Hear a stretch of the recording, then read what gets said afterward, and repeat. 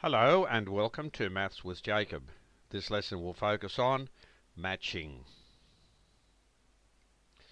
Students are given opportunities to practice matching.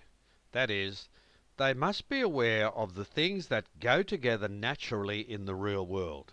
Here are just some examples. Draw a line to connect each animal to where it lives. So they'll look closely at each of the animals.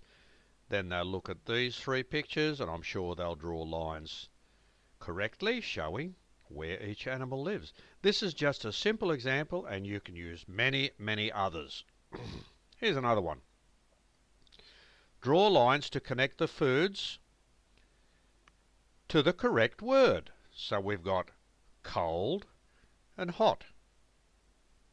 Okay, so you pick all the hot foods and connect them to this word. Pick all the cold foods and connect them to that word just by straight lines. This is a good little exercise for students, just an example of what you can do. Draw lines to connect the matching objects. So these are balls here, and then these balls go naturally with one of these objects. So each ball naturally goes with one of these objects. And the students would connect the ones that match together naturally. Here's a nice example. Connect the animal to its food. What does the rabbit normally eat? What does the monkey normally eat? What does the dog normally eat? Draw lines to connect the matching objects. Where would you use an umbrella? If it's very sunny, what would you use here? And here's an athlete. Where would this athlete be doing some work? Just natural things that you match together that go naturally. Just requires a bit of thinking and some knowledge about the real world. Connect the word to the best picture. Something that's slow, something that's fast, and something that's heavy. And you connect by straight lines.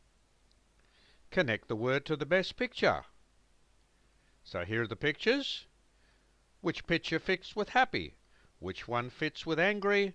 And which one fits with sick? So you can see that matching is a very important part of real life, and students have to really understand the things that go together naturally. Give them many opportunities and give them a chance to do a lot of talking and discussions. And it's just one of those skills, again, that students have to be aware of it and be able to use it in the real world.